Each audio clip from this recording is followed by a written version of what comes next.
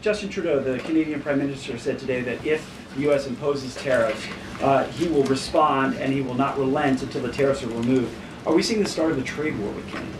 I don't think so. I think the president is going to implement those tariffs tomorrow, and he will respond to Mr. Trudeau's comments in due time, I am sure. What type of things have to happen? What does the administration need to see in order to avoid those tariffs? Well, the tariffs are incoming tomorrow on Canada, and the reason for that is because both Canada and Mexico have allowed an unprecedented invasion of illegal fentanyl that is killing American citizens and also illegal immigrants into our country. In fact, I have more language for you right here. Canada, Mexico, and China, which, as I mentioned, President Trump will implement a 10% tariff on China, have all enabled illegal drugs to pour into America. The amount of fentanyl that has been seized at the southern border in the last 2 years alone has the potential to kill tens of millions of Americans. And so the president is intent on doing this, and I think Justin Trudeau would be wise to talk to President Trump directly before pushing outlandish comments like that to the media. If I may, one more. Yes, Lindsay. Go back to the plane crash for one. Let me go back to the plane crash for just 1 second. You're interrupting your colleague, but sure. Sorry, I thought you called on me. I called on Lindsay. The president this morning said the Black Hawk helicopter was flying too high. I'm wondering if he's basing that on what he learned from investigators, and if you could offer a little bit more of a window into how he is keeping abreast of this investigation. Sure. Is the NTSB briefing him separately? Is he meeting in the Situation Room? You just sort of offer a window into that. Yeah, the president based that statement on truth, because it is truth and it's fact, and it was relayed to him by the authorities who are overseeing the investigation into this horrific plane collision. And the president, as I said in my opening remarks, continues to be briefed on the collision by everybody across his cabinet, the Secretary of Transportation, the Secretary of Defense, the NTSB, who the commissioner there was in the Oval Office with him yesterday. Lindsay. Lindsay, go ahead. Lindsay, go ahead. Thank you. In recent days, the CIA actually revealed that they do also believe that COVID-19 was from a lab leak in Wuhan, China. How is the president planning on responding to this additional intel from the CIA, and will it impact how he responds to them with tariffs? Yeah, kudos to John Ratcliffe for revealing that truth and that fact to the American people. Many years too late, the Biden administration had a chance to let the American people know the truth about that, and for some reason, they chose not to. I also would just like to point out that several years ago, when I was working in this press shop and President Trump would take to this podium to brief the American people on COVID-19, he suggested that COVID very well may have came from a lab in Wuhan, China. And many members in this very room mocked him for that, said he was spewing conspiracy theories. He was not. We now know that to be the confirmable truth. It took many years for it to come out, but the president was right in this instance again. Sure. Caroline, thank you. I wanted to ask about Secretary Rubio's trip to Panama first. Sure. What did the conversations look like with President Trump on that? The president of Panama says it is, quote, impossible to negotiate over the canal. So what are you expecting from this visit? So I have not been present for Secretary Rubio's conversations with President Trump about the Panama Canal. I have been present for President Trump's own thoughts on the Panama Canal, and you've all seen them as well in his public statements that he has shown. He believes it's unacceptable that the canal is essentially run by the Chinese Communist Party. If you look at both ends of the canal, massive Chinese Communist Party linked companies run the canal. That's unfair to the American people, many of whom lost their lives many years ago building this canal. The American taxpayers are paying millions of dollars for the canal, and the president believes it's in our national interest as a nation for Secretary Rubio to go there and begin these discussions, and that's exactly why he's doing that. Caroline. Sure. Thank you very much, Caroline. Is the United States in the process of pulling out of Syria militarily? Because the president wanted to do that in his first term as well, and he had a lot of pushback from the Pentagon and Congress. And based on what he said yesterday, is he considering doing that in a short time? The president was asked and answered this question yesterday, and he, as the commander-in-chief of the United States military, reserves the right to review troop deployments overseas at any point in time. Is that a topic right now? Yes. Thank you. Two questions. So we now know that the staffing was not normal at the air traffic tower, and so with the government freezing the hiring of new federal workers and offering buyouts, Are you not afraid that more incidents of different kind could happen with less staffing in different agencies? Well, the president is intent on ensuring that we are increasing staffing at these agencies, and that's why he signed a very strong executive order on his second day in office, immediately terminating DEI hiring practices at the FAA. He also, following the tragic crash, as you all know, in the Oval Office yesterday, signed a memorandum directing an immediate assessment of the FAA to ensure the federal government is maintaining the highest personnel and aviation safety standards.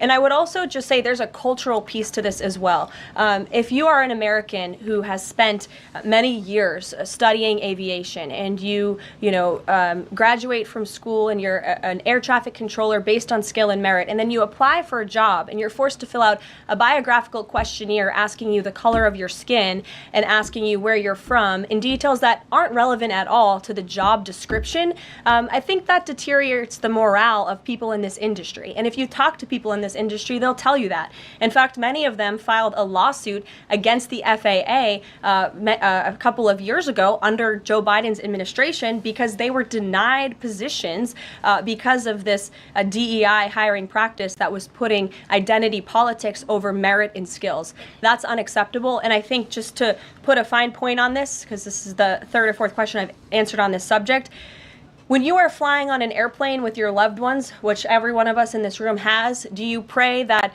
your plane lands safely and gets you to your destination, or do you pray that the pilot has a certain skin color? I think we all know the answer to that question, and as President Trump said yesterday, it's common sense. Rob Crilly. Yeah, I'd just like to follow up on that last question, actually. Has there been any sort of assurance from the FAA that they will immediately improve staffing levels, given the reports of not normal staffing levels on Wednesday? Oh, absolutely. You had Secretary Duffy here yesterday at the White House at this podium saying that he is on it, and we can all trust that he definitely will be. John Decker. Thanks a lot, Carol. You called on me, right? Yes, I did. Thank you very much. As long as your name's still John Decker. It is. Absolutely. Thank you. The president's meeting today with the founder and CEO of NVIDIA. What is that meeting concerning, and who sought that meeting? I don't have details on this. It's a private meeting. It will take place at 2:30 p.m. I'll try to get there in time, and I can let you know after. How's that? On Guantanamo Bay, can you give more details about setting up that detention facility at Gitmo? How will that come about? What's the timing in terms of standing it up? And of course, this has happened before during the Clinton administration. Yeah, that's right. Detainees of Cuban and Haitian descent were both detained at Guantanamo. Are you looking at that model in setting up this detention facility? Secretary Hegseth, I believe, was on television this morning answering this question, and he said that the Department of Defense is already on it. He has directed his agency to ensure that Gitmo is increasing their capacity for beds, and that's exactly what President Trump's executive order did. It directed Secretary Hegseth and also Secretary Noem to expand the Migrant Operations Center at the Naval Station to provide for this extra detention space. And as Secretary Hegseth confirmed this morning, that operation is underway. Sure. Caroline, on the tariffs, can you clarify whether those will actually be going into effect tomorrow, or Yes. whether there might be some lead time? Yes. And are those, they will be going into effect tomorrow? Correct. And are those meant to be in place long term, or is there a scenario in which Canada, Mexico, and China can offer concessions and then they would be removed? At this point, the president has made it very clear those tariffs are going to be implemented and in effect. If the president at any time decides to roll back those tariffs, I'll leave it to him to make that decision. But starting tomorrow, those tariffs will be in place. Sure. Thanks, Caroline. Yes. Can you confirm a report by our friends at the Daily Mail that the British Prime Minister Keir Starmer is going to be visiting the White House in February? And also, if I may, do you have any more details on Netanyahu's visit here next week? Sure. I have not seen that report about the Prime Minister. I can go check back with our friends at the National Security Council and get back to you on that. I can confirm that Prime Minister Netanyahu will be here on Tuesday, February 4th, for a working meeting and visit with the President. And I'm sure you will all be here, very excited to cover that visit. Sure. Daniel. Thank you, Caroline. You're welcome. Back on the Guantanamo Bay subject, specifically, obviously, why does the president feel like that's the best location or a good location to make sure that Americans are safe from violent, illegal migrant crime?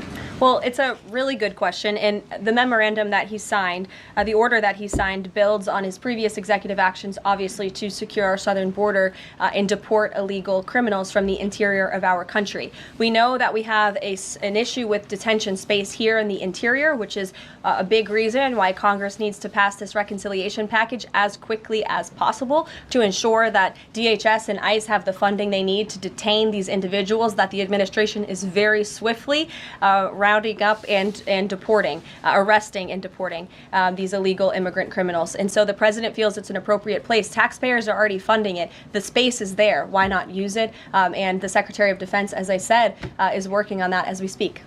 Sure. Yes. Thank you so much for having me here and answering your question. So I want to talk more about the success that ICE is having finding these violent criminal aliens, some of them being sexual predators.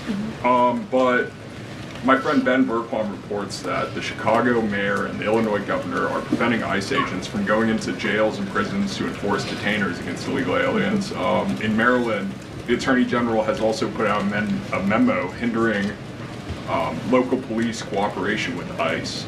Does the administration have any comment on leftist state and local officials defying ICE and Trump's deportation efforts? Yeah, I think it's very interesting that Democrat officials in these cities who have been completely overrun and overwhelmed by illegal immigrant criminals would refuse support and help to cure this problem that has especially taken over their cities. I guess they don't want to admit they've been wrong with their sanctuary city policies. I'm not sure. You'll have to ask them about their intentions, but they would be very wise to comply with this administration because this administration is hell-bent on enforcing our nation's immigration laws, and this administration will continue to arrest and detain and deport illegal migrant criminals. And what we won't do is defy our nation's immigration laws like the previous administration, who had these orders of removal on illegal immigrants across the country and were refusing to execute on them. We will continue to remove illegal criminals from our nation's interior. Are these sanctuary city leaders, are they violating the law? I would certainly think so. I'd have to check back on which specific law they're violating, but certainly if they're not enforcing our nation's immigration law, sounds like they are breaking the law. And I would also add that their constituents don't approve of that. You've seen residents in Chicago show up at their city council meetings infuriated with their leadership in that city because they are working very hard to provide for their families. They want public safety and law and order, and their officials have abandoned those very basic American principles in these cities. And the American people want law and order. It's, again, an overwhelmingly popular policy to deport illegal criminals from our nation's interior, and this administration will continue to affect that goal. Sure. Sure. A question on Colombia. We just interviewed Colombian President Gustavo Petro, and he insisted that he's not going to take any Colombian deportee from the U.S. if they arrive in South America handcuffed. How this administration responds to that? When did the Colombian president make those remarks? Today. For an interview with us at Univision. Well, I will share those with the President of the United States, and I will get back to you on his response. What happens if Nicolas Maduro? Caroline, there are more than 150,000 disabled Americans who are working today. The president talked a lot yesterday about hiring the best and the brightest to work in the federal government.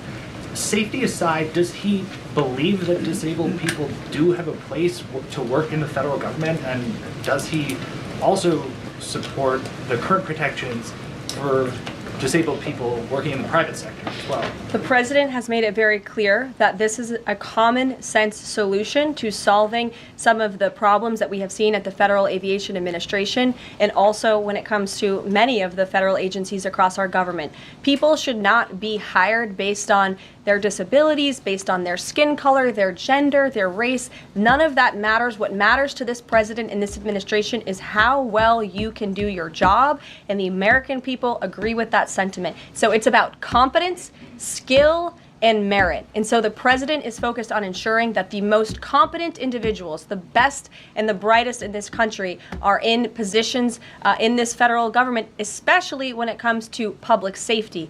Can't overemphasize the importance of those jobs.